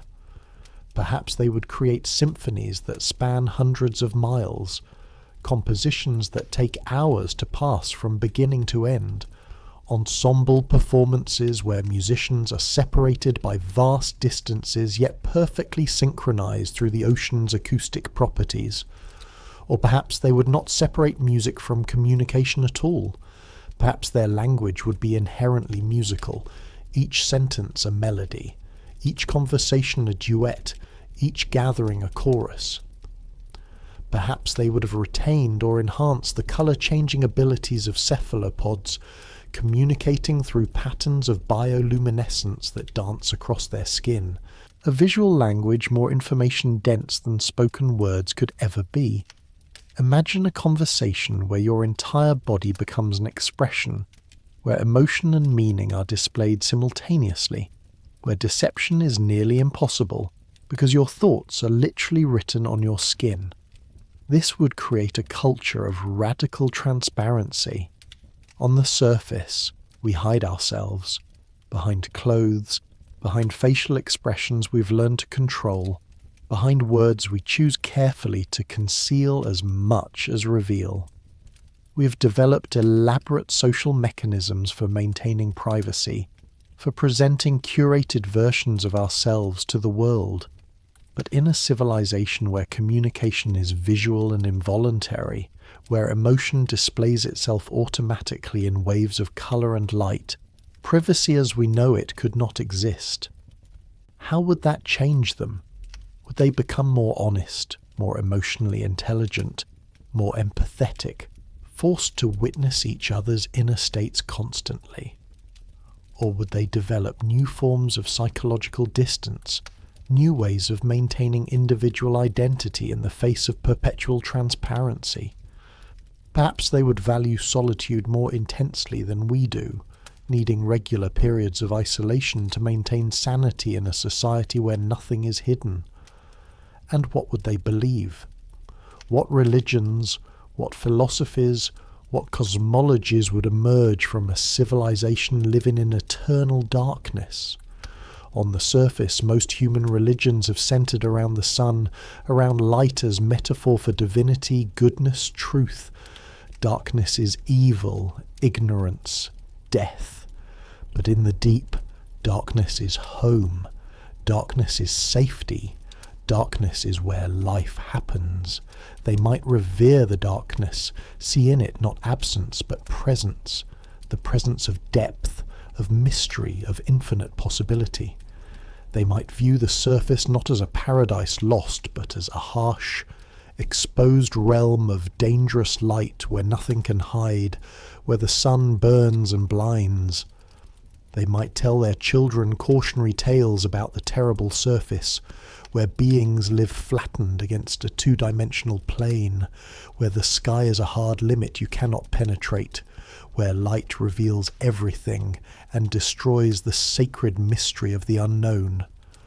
Or perhaps they would have moved beyond religion entirely. In the deep, surrounded by demonstrable wonders, bioluminescent creatures, volcanic vents spewing the building blocks of life, ecosystems sustained by chemistry rather than sunlight, perhaps they would have developed a purely empirical worldview, a scientific spirituality that finds meaning in understanding rather than in worship. Perhaps their philosophers would be their biologists, their priests would be their engineers, their temples would be their laboratories. But more likely, they would have developed something we cannot imagine, a belief system shaped by experiences we have never had. What does it do to consciousness to live in 3 dimensions, not 2? On the surface, we are essentially planar creatures. We move forward and back, left and right, but vertical movement is limited and temporary. We climb, we jump, but gravity always pulls us back to the ground. Our cities are built on horizontal planes, our maps are flat, our sense of direction is cardinal, north, south, east, west. But in the ocean, there is no ground in the same sense. Movement is omnidirectional. Up and down are as natural as forward and back. Navigation becomes 3-dimensional. Spatial thinking becomes volumetric. How would this reshape cognition? How would it change mathematics, geometry, architecture, art? Perhaps they would have developed forms of spatial reasoning we cannot comprehend, seeing relationships and patterns invisible to surface-dwelling minds, constrained by 2-dimensional thinking. And what would they build? What would their technology look like? We imagine technology as hard, metal and plastic, circuits and screens, rigid structures that impose order on chaos. But that is surface thinking, shaped by our environment, where materials must be strong to resist gravity, where structures must be solid to stand against wind and weather. In the ocean, technology would take different forms. They would build with the ocean, not against it. Their structures would be organic, grown rather than constructed. We have already seen the beginnings of this on the surface. Scientists experimenting with mycelium construction, with bacteria that produce limestone, with coral reefs that can be guided and shaped. An underwater civilization would have perfected these techniques millennia ago. Imagine buildings that are alive, that grow and repair themselves, that breathe and metabolize. Cities built from modified coral, structures that expand as the population grows, that adapt to changing currents and pressures, that absorb nutrients from the water and process waste back into useful materials. Walls that are permeable membranes, filtering and purifying water, extracting oxygen, adjusting their porosity based on needs. Architecture that is biotechgy, where the boundary between life and infrastructure dissolves. Their energy would come from the earth itself.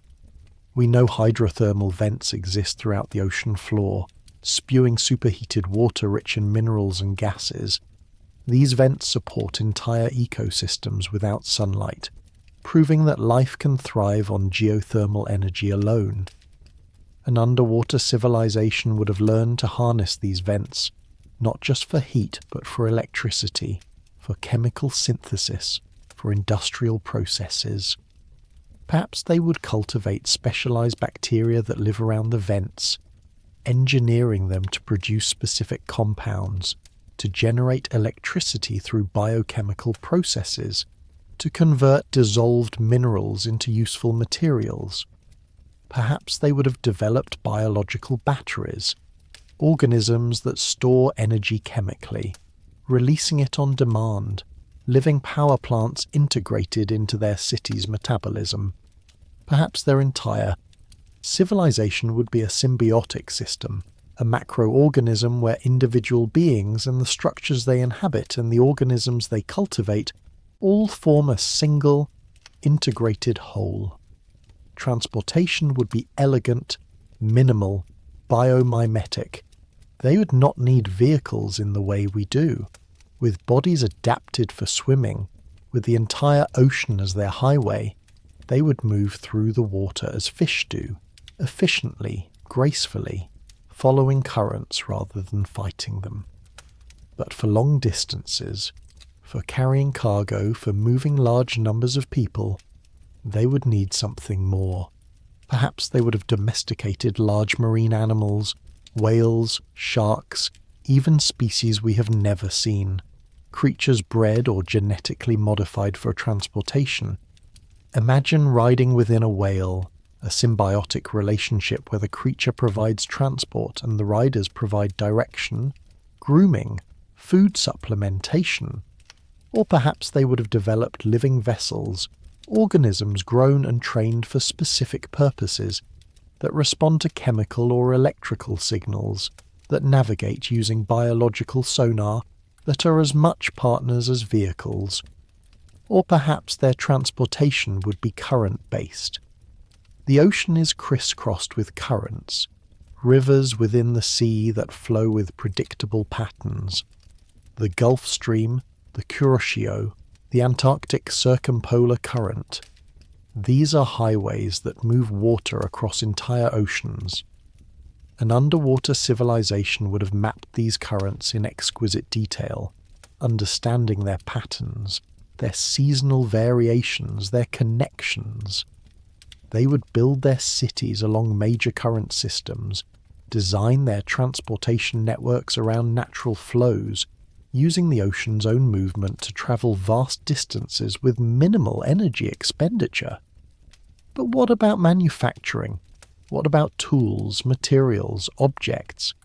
We build things from metal and plastic, materials that require intense heat to process, that rust or corrode in salt water. An underwater civilization could not smelt iron, could not refine oil, could not use most of the materials that define our technology. Instead, they would use what the ocean provides.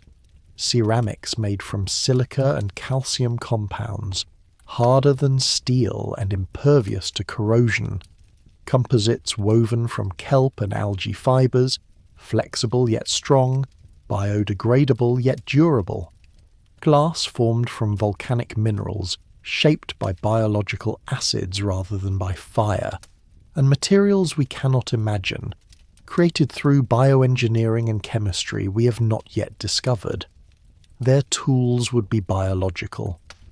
Why build a knife when you can grow one, shaping tooth or bone or shell into precise cutting edges? Why forge metal when you can culture organisms that secrete materials stronger than steel?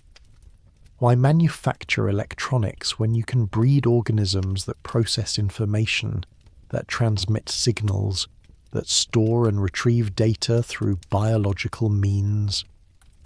We're beginning to understand biological computing on the surface, DNA data storage, bacterial logic gates, neural networks that literally are neural.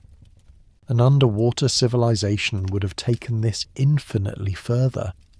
Their computers would be living things, possibly colonies of specialized organisms working in concert, processing information through biochemical reactions faster and more efficiently than silicon ever could. And they would have no need for our binary logic. Biology operates in spectrums, in gradients, in multidimensional possibility spaces. Their information technology would be fundamentally different from ours, based on principles we're only beginning to grasp. Quantum biological effects, electromagnetic field manipulation, chemical computation happening in parallel across millions of cells simultaneously. They would not think of data as discrete bits, but as flowing states, not of programs as linear instructions, but as emergent behaviors of complex systems. But perhaps the most profound difference would be in how they think about resources, about scarcity, about wealth and power. Surface civilization has been defined by competition over finite resources. Land is limited, so we fight wars to control territory. Freshwater is scarce in many regions, so we build infrastructure to capture and distribute it. Food must be grown or hunted, requiring labor and land. Fuel must be extracted, processed, transported. The entire structure of our economy, our politics, our conflicts, is built on managing scarcity. But in the ocean, scarcity looks different. There is no land to own. The ocean floor stretches for millions of square miles, most of it empty. There is no fresh water to fight over. If they have adapted to salt water, the entire ocean is their resource. Food is abundant near vents and upwelling zones, renewable, requiring no agriculture in the traditional sense. Space is three-dimensional and vast, eliminating the density constraints that create urban crowding. The scarcities would be different. Energy might be limited to areas near hydrothermal vents or volcanic activity. Certain minerals might be rare. Population might be constrained by the carrying capacity of vent ecosystems or by the complexity of maintaining biological infrastructure. But the fundamental competition over land and water that has driven surface history would not exist. This could create a fundamentally different social structure, perhaps one without the concept of property as we know it, perhaps without nations or borders, since there are no natural boundaries in the ocean, no rivers or mountains to define territories, perhaps without class hierarchies based on land ownership, since land ownership is meaningless when everyone lives in 3 dimensions and can simply move elsewhere. Or perhaps their conflicts would be even more intense, fought over things we consider valueless, particular current patterns, access to specific mineral deposits, proximity to energy-rich geological features. Perhaps their wars, if they have them, would be silent and invisible, fought with biological weapons we cannot imagine, with engineered diseases, with acoustic weapons that disorient or kill, with chemical releases that poison vast regions of ocean. We do not know. We cannot know. Because they are not us, and the ocean is not the land, and the forces that shape their civilization would be different from the forces that shaped ours. And what would they think of us? If they exist, if they watch us, what is their judgment? Perhaps they see us as children, reckless, destructive, playing with forces we do not understand. They watch us poison the ocean with our waste, collapse fish populations through our greed, acidify the water with our carbon emissions. They see us developing weapons that could end all life on the surface, waging wars over resources that will run out, building civilizations on coastlines that will inevitably flood. And they shake their heads, or whatever gesture they use for dismay, and think, they have not learned, they have not adapted, they are making all the mistakes we made, repeating the cycle that nearly destroyed us.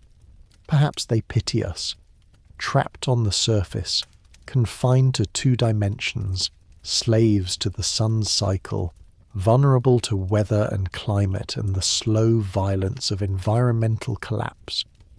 They look at our cities, rigid, static, built in places that will soon be uninhabitable, and feel a sadness for a species that cannot see its own future, cannot make the hard choices necessary for survival. They remember when they were like us, when they lived in the light, and they remember the terror of the decision to descend, and they wonder if we will have the courage to make that choice when the time comes. Perhaps they fear us. They have built a hidden civilization precisely because they know what surface dwellers are capable of. They know our capacity for violence, for exploitation, for destroying what we do not understand. They have stayed hidden because they remember what happened when they were exposed, when they tried to coexist, when they believed that 2 civilizations could share one planet, and they learned, through tragedy, that we cannot be trusted, that we take more than we need, destroy more than we use, turn everything we touch into weapons or commodities. So they hide, and they watch, and they hope we never find them, because they know what will happen if we do. Or perhaps they have moved beyond caring. Perhaps they have lived in the deep so long, adapted so completely, that they no longer consider themselves related to us. We are surface creatures, air breathers, remnants of a world they left behind. They have become something new, something ocean-born, and we are as alien to them as jellyfish or plankton. They do not hate us or fear us or pity us. They simply observe us with the same detached curiosity we might observe an interesting bacterial culture, noting our behaviours, our patterns, our life cycle, but feeling no kinship, no responsibility, no connection. Or perhaps, and this is the most hopeful possibility, they wait for us with patience born of millennia, knowing that eventually we will be ready, that eventually we will exhaust the surface, destroy our current civilization, face the same choice they faced.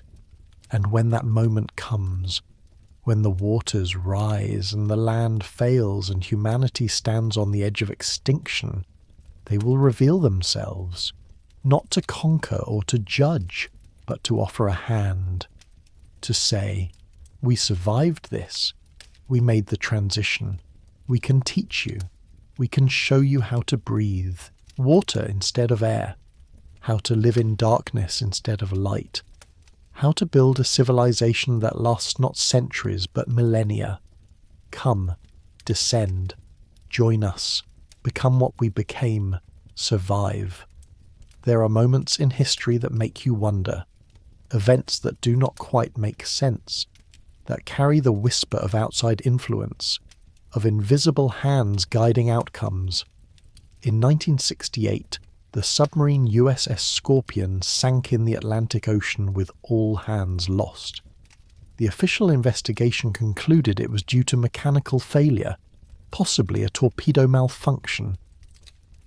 But the wreckage, when finally located, showed damage patterns that did not match the official explanation. Sections of the hull were crushed in ways suggesting external pressure, directional force, not internal explosion.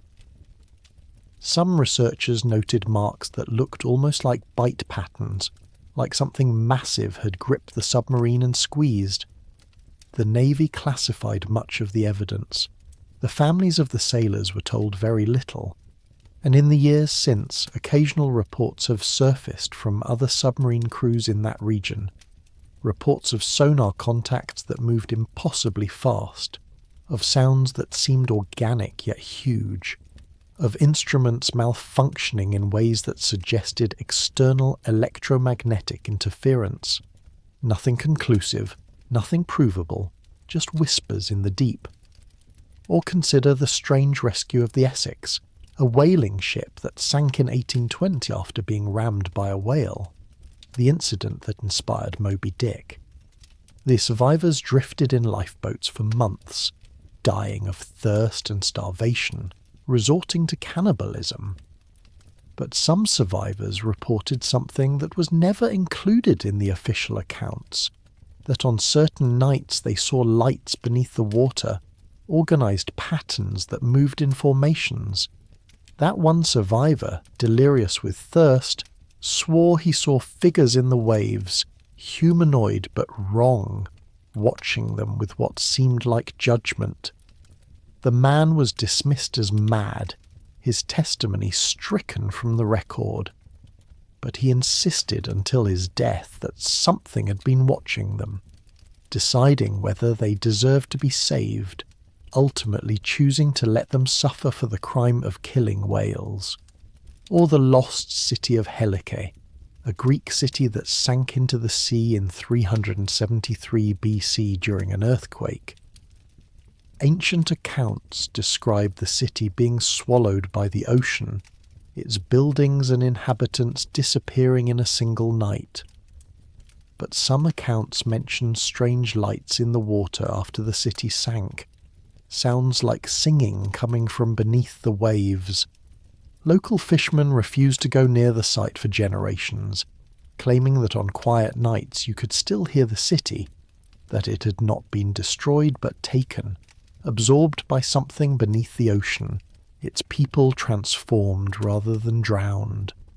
These are stories, legends, accounts dismissed by historians as myth or madness, but they persist, they accumulate.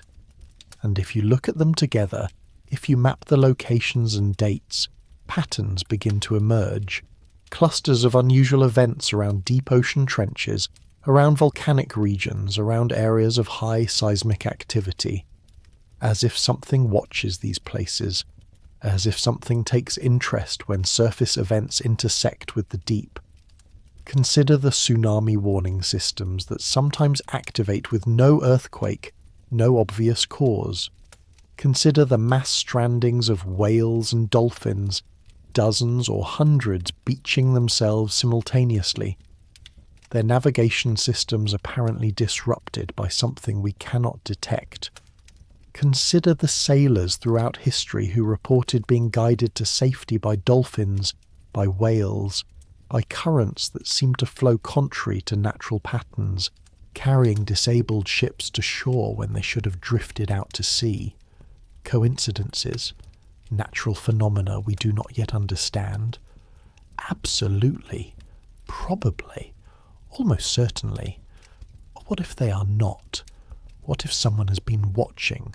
What if the first civilization has been intervening in subtle ways, preventing certain disasters, allowing others, guiding surface history through gentle nudges invisible to those being guided? What if they have been testing us, measuring us, waiting to see if we will mature or destroy ourselves? We would never know. That is the genius of subtle influence. It looks like luck, like coincidence, like the natural chaos of a complex world. You cannot prove it. You can only wonder. And perhaps that is the point. Perhaps the question of whether the first civilization exists is less important than what the question does to us. How it changes us to consider the possibility. How it forces us to think differently about the ocean, about our place in the world, about the limits of our knowledge and the scope of our ignorance. The ocean teaches humility. It reminds us that we are small, that our civilization is young, that the planet existed for billions of years before us and will exist billions of years after. It reminds us that mysteries remain, that the world is not fully known, that our maps still have blank spaces, and those blank spaces contain depths we have barely begun to fathom, and perhaps that is enough. Perhaps we do not need to find the first civilization to benefit from imagining them. Perhaps the very act of asking "what if" opens doors in our thinking, makes us more curious, more respectful, more aware of how much we do not know. Perhaps believing that someone might be watching makes us more careful with the ocean, more conscious of our impact, more willing to protect what we do not fully understand. Or perhaps it is more than belief. Perhaps it is recognition. Perhaps some part of us knows, on a level deeper than conscious thought, that we are not alone, that the ocean holds more than fish and salt, that somewhere in the crushing darkness, in the volcanic vents and abyssal plains, in the trenches that plunge deeper than mountains rise, something ancient endures. Something that remembers when the world was young and humanity was one and the choice had not yet been made between surface and deep, between light and darkness, between the civilization we became and the civilization they became. And perhaps, on quiet nights, when you stand at the edge of the ocean and stare out at the horizon, you feel it, a presence, a watching, a sense that the boundary between water and air is not a barrier but a membrane, thin and permeable, and that on the other side something looks back, something that knows you, something that waits.